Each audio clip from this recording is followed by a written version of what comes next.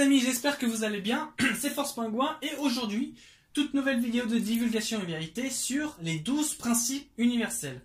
Donc aujourd'hui, on va voir c'est quoi les 12 principes universels, pourquoi sont universels et pourquoi le mot principe, et pourquoi 12 et non pas 11 ou 13.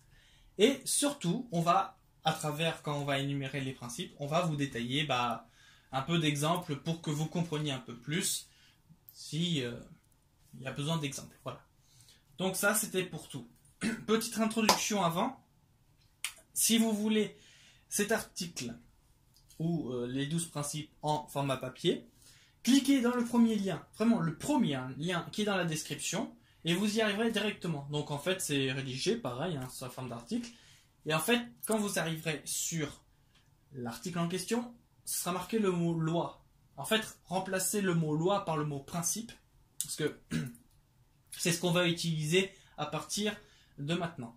Donc enfin, ça fait un bout de temps que c'est utilisé, mais enfin, si vous voulez, par exemple, l'imprimer, etc., remplacez le mot loi par le mot principe.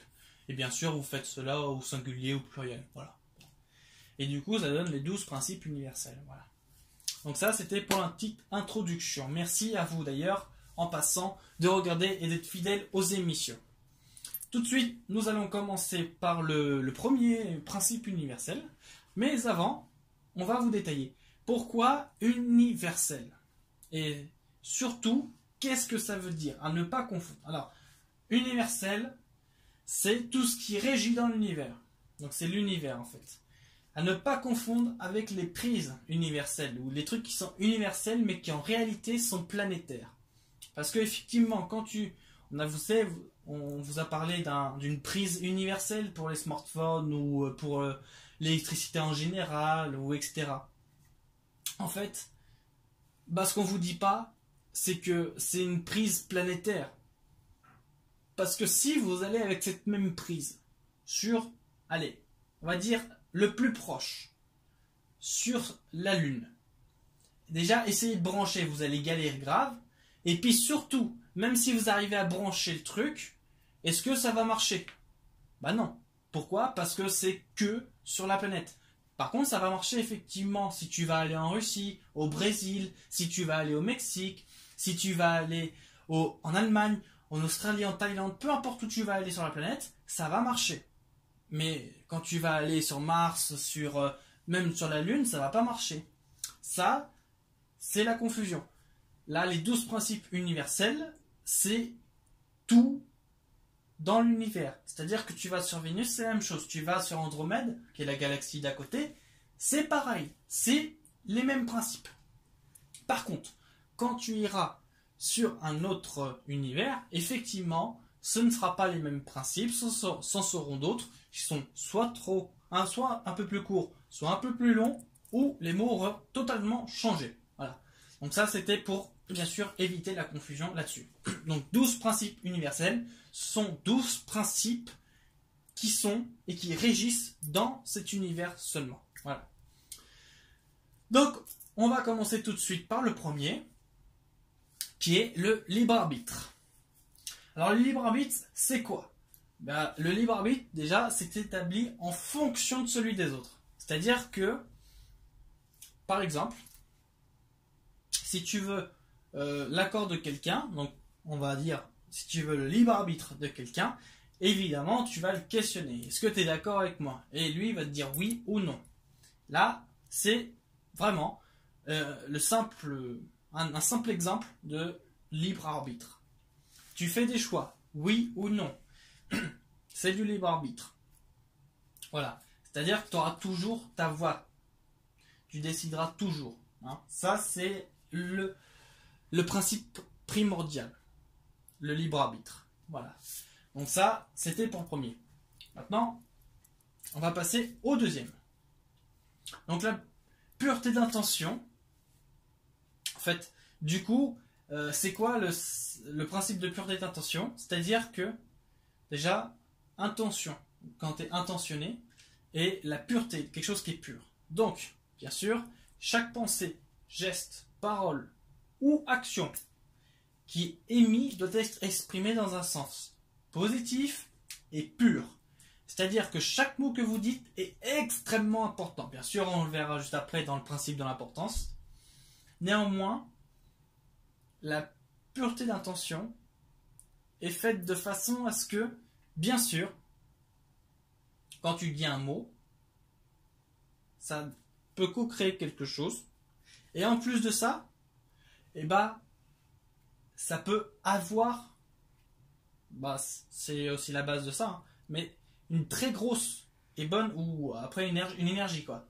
Après, bon, on vous a déjà dit que tous les mots, peu importe comment ils sont, même la lettre A ou le chiffre 1, a son énergie. Ça, c'est vrai. Mais après, tu peux émettre ton énergie. Donc, c'est-à-dire si tu écris, admettons, tu écris le mot bonjour, voilà. Bon, tu écris juste comme ça bonjour, bon bah, les énergies de bonjour vont avoir leur énergie. Par contre, si tu écris bonjour avec beaucoup d'affection, grande attention, et que tu t'appliques à écrire le mot bonjour, effectivement, tu vas y mettre ton énergie, et du coup, ça fait que, en plus que le mot bonjour ait son énergie, il va mélanger avec le tien, et du coup, ça va créer une énergie unique pour ce mot-là.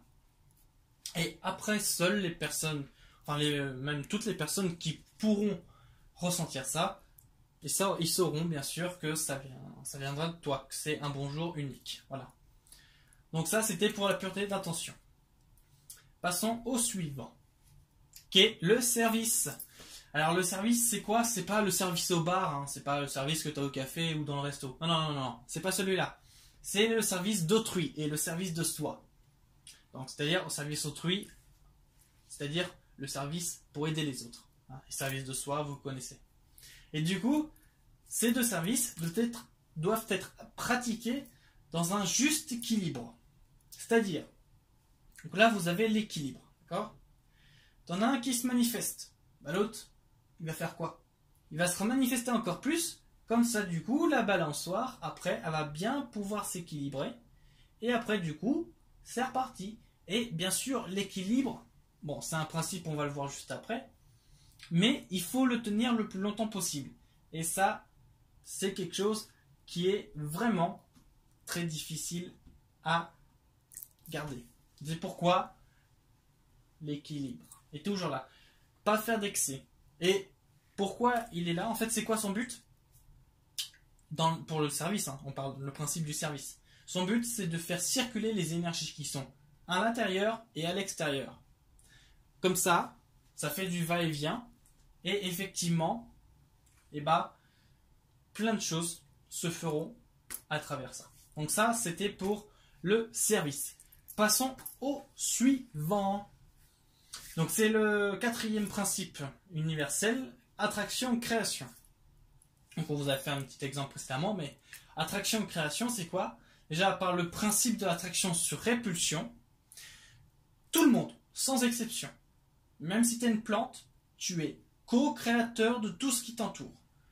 Donc c'est-à-dire que tu es un et tout à la fois. Ok? C'est-à-dire que tout existe, a existé et existera. Tout se transforme simplement en suivant le principe de l'évolution.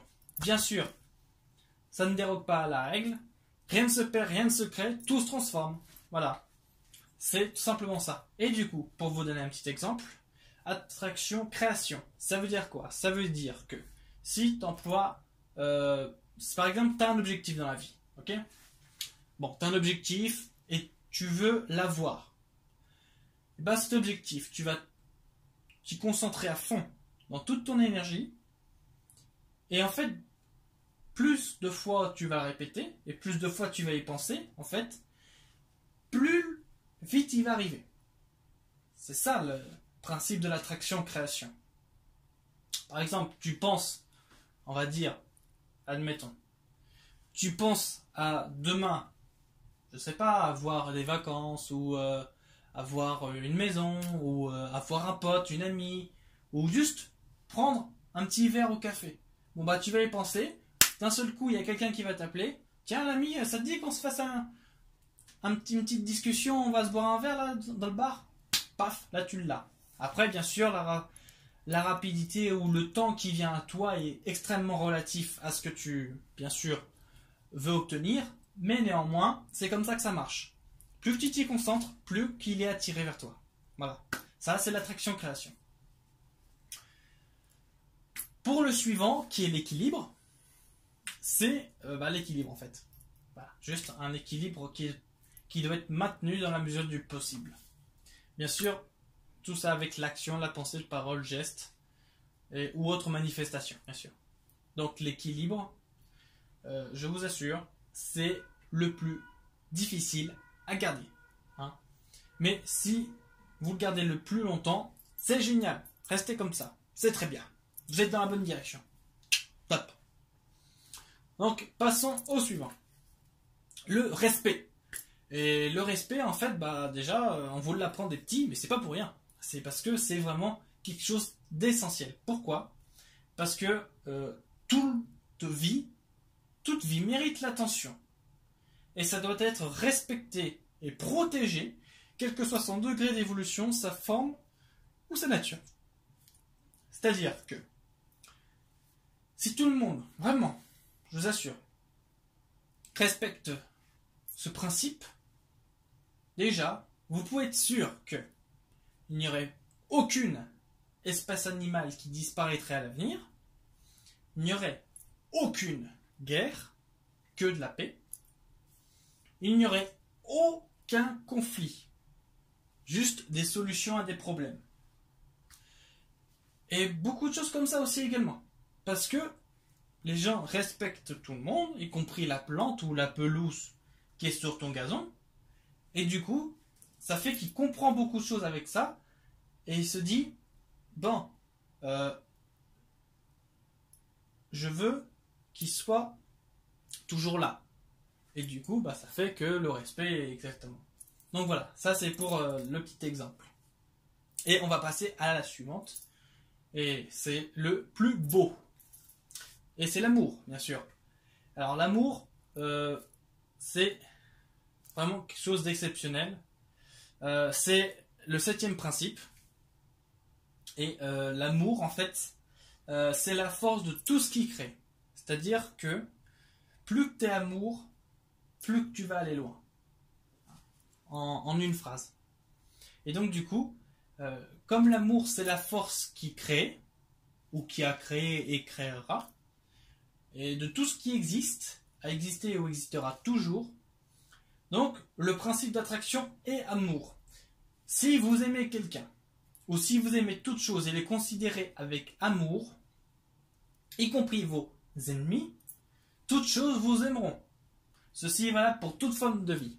Par exemple, tu as, admettons, une peur incroyable pour les serpents. Ou tu as une peur de ouf contre une souris. On va plus prendre l'exemple de la souris. Et t'as peur des souris. Tu te dis, merde, j'ai peur des souris et tout. Comment tu fais? T'appliques le principe de l'amour. C'est-à-dire que tu te dis, elle est là, mais des fois ça me fait plaisir de la voir. Parce que, elle est là, elle est sympa et tout. Enfin, tu fais en sorte d'aimer la souris. Et après, bon, ça prendra qu'il faudra, hein, bien sûr, hein, ça prend... c'est juste un temps qu'il faut. Mais après, la souris, qui sait, hein, elle va venir à toi et quand tu seras là, hein, avec elle, tu pourras faire 2-3 petits mouvements. Sans qu'au moindre mouvement, elle parte tout de suite, tu vois. Voilà, etc., etc. Donc ça, c'est pour le principe de l'amour. Passons au suivant. Et celui-là est très bien aussi. C'est l'importance. L'importance, c'est chaque être, corps céleste, entité minérale, végétale, animale, humaine, éthérique, astrale, etc., a la même importance et vous êtes égal. Donc, c'est-à-dire que, en fait, par cette définition, 1 est tout et tout est 1. Il n'y a pas de différence. Et du coup, vous comprendrez évidemment que s'il n'y a pas de différence, il n'y a pas de hiérarchie. Parce que tout est 1 et 1 et tout. Tout fait partie de la même chose, qui est la création. Et le tout est un tout pour accomplir le miracle d'une seule chose, l'amour. Bien sûr, j'en avais fait une autre, cette phrase dans la table d'émeraude. C'est très bon de la redire, en plus elle est super. Donc vraiment, l'importance. Pourquoi? Parce que par exemple, on va prendre un exemple vraiment très très bête, mais que tout le monde, des fois, n'arrive pas à comprendre. L'importance d'une abeille, c'est quoi? C'est que elle est tellement importante que c'est elle qui te fait avoir des fruits et des légumes dans ton assiette. Ok? Donc, c'est-à-dire les tomates, les poivrons, aubergines, courgettes, carottes, haricots verts, pois, petits pois, etc., etc. C'est grâce à l'abeille. Si elle ne serait pas là, tu serais là à manger des pommes de terre. Bien sûr, on passe outre de la viande parce que la viande, hein, ça vient soit de l'agneau, soit de la vache ou du porc, etc., etc. Mais c'est juste pour dire que au niveau de tout ce qui pousse dans la terre, eh ben, s'il n'y a plus d'abeilles, tu n'as qu'à manger de la pomme de terre. Et bon, hormis faire des tartiflettes, je vois pas ce qu'il y a de plus créatif. Hein. Donc c'est pour ça, parce que la tartiflette, tu peux la faire. Hein. C'est-à-dire, c'est quoi? C'est de la base de pommes de terre. T'as des lardons, bon bah, t'as de la viande. Même si t'as pas des lardons, bon bah, tu prends un petit truc de viande. Et si t'as du bol, t'as une vache qui produit du lait, et du lait, t'en fais de la crème, tu l'étales devant les pommes de terre, et roule ma poule dans le four. Voilà. Donc, tu vois.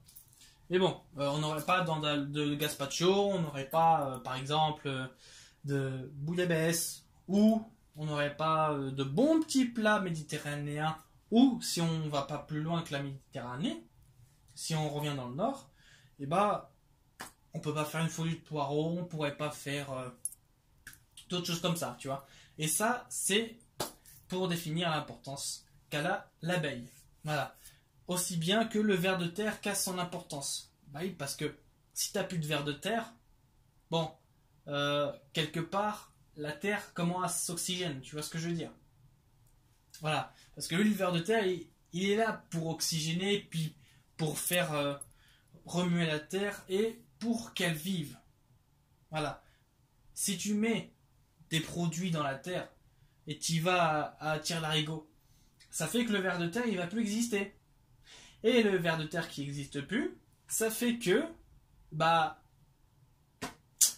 tu vas peut-être à terme avoir peu de choses.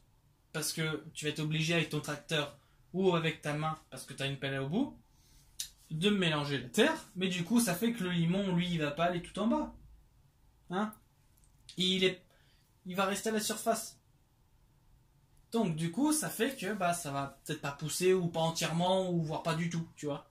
Et c'est pour ça l'importance du ver de terre dans ton jardin, en fait. Voilà. Et comme toute chose, c'est pour vous dire que tout a une importance et ça revient au principe, bien sûr, du respect, qui est de respecter toute chose et toute forme de vie. Voilà. Passons à la suivante. C'est l'évolution. Donc l'évolution, ça passe par la conscience et la compréhension de son être intérieur. Quel que soit le mode ou la fréquence d'existence, quelle que soit sa forme. C'est-à-dire qu'elle a pour principe, entre guillemets, de s'élever vers la source, qui est parfois appelée le créateur ou elle, pour dire elle et lui, en respectant le plus possible les principes universels. Donc c'est-à-dire que si tu te connais par cœur, effectivement, tu pourras faire beaucoup de choses. Par contre, si tu ne te connais pas par cœur, si tu te connais à moitié, tu pourras faire des choses, mais pas autant que si tu te connaîtrais à 100%. Tu vois ce que je veux dire? Et puis même, c'est un truc que tout le monde souhaite. Parce que l'humanité, bon, comme vous l'avez vu à travers les vidéos maintenant, on connaît d'où il vient l'humanité. Mais pour les personnes qui ne regardent pas les vidéos ou les scientifiques, eh ben, ils se posent toujours la question d'origine. Eh ben, si tu connais ton origine, après, c'est que du boom. Voilà.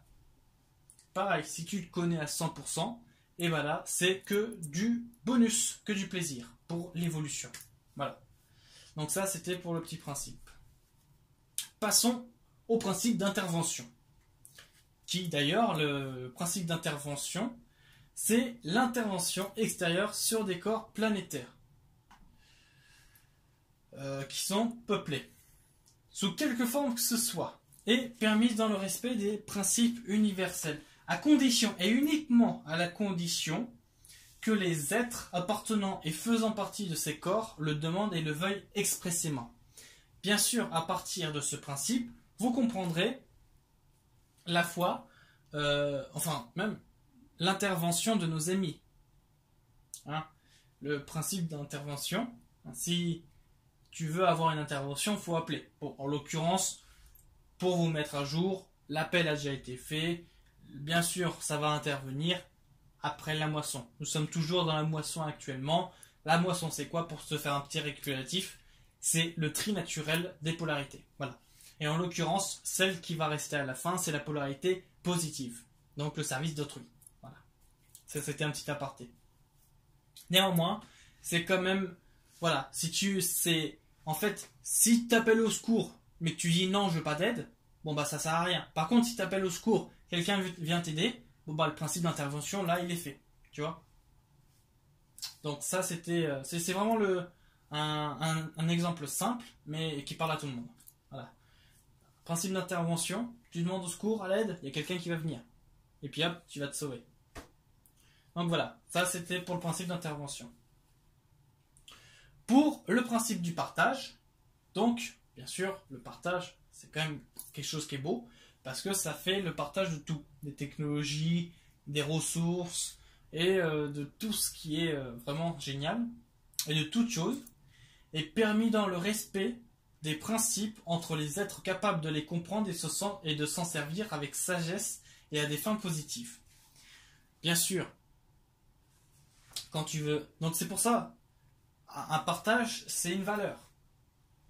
Les anciens, comme on dit généralement, ils disaient, regarde, je te donne ce médaillon, je te le donne qu'à toi. Va pas le donner à quelqu'un d'autre. Donc c'est-à-dire que rien qu'à dire ça, c'est une valeur. Mais ils te le partagent avec une valeur. Et après, tu comprends par la suite que cette personne, soit elle a été ton grand-père, ou soit c'est quelqu'un qui, dans ta vie, va interagir. Tu vois ce que je veux dire? Ben là, c'est pareil. T'as un panier avec, je sais pas, plein de trucs. Tu vas le partager à quelqu'un. Et ben, c'est déjà quelque chose de beau. Tu vois ce que je veux dire? Mais par contre, il faut que la personne à qui tu vas la donner l'utilise à bon escient. Et ça, c'est encore autre chose. Voilà. Donc ça, c'est le petit exemple pour le principe du partage. On va passer à la suite et au dernier principe, principe de l'agression.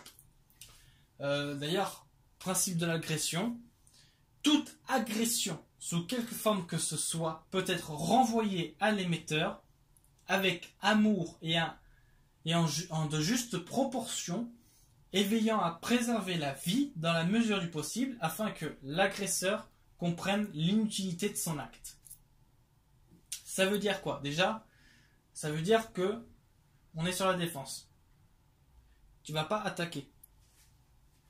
C'est-à-dire que si tu as une attaque et que dans l'immédiat il n'y a pas eu un truc qui l'a renvoyé, plus tard, ou même peut-être même dans l'immédiat, il va y avoir un autre truc qui va faire la même chose, ce qu'on appelle un catalyseur, et qui va, avec des proportions, le remettre à son émetteur.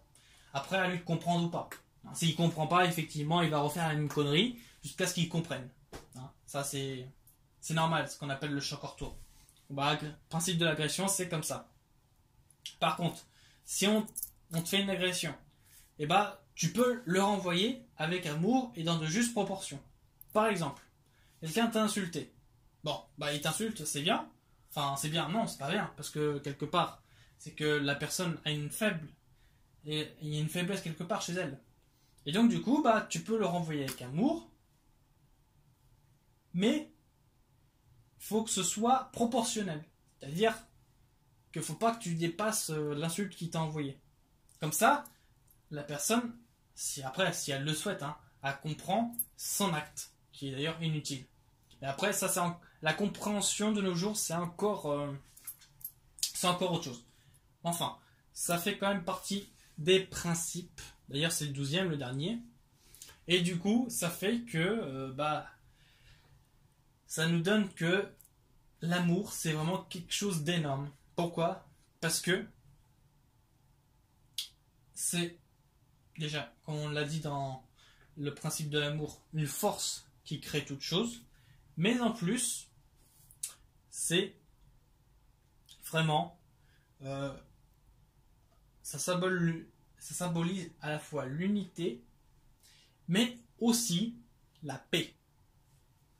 Ça fait un lien avec le principe de l'agression. Et du coup, après qu'il dit le mot paix, bon, c'est plus de guerre, ça n'existe plus. Voilà. Donc, c'est pour ça. Donc voilà. Écoutez les amis, en tout cas, on a fait les 12 principes universels. J'espère que ça vous a plu. N'hésitez pas à mettre vos commentaires ou vos questions dans les commentaires juste en dessous. On y répondra avec plaisir bien évidemment. On vous souhaite très bon appétit, bonne journée à vous, bonne soirée, bon matin, peu importe où vous êtes dans le monde. Et on se dit à très vite pour un nouveau Divulgation et Vérité sur Force Pingouin. Bon appétit, bonne journée et surtout, restez positifs. Salut!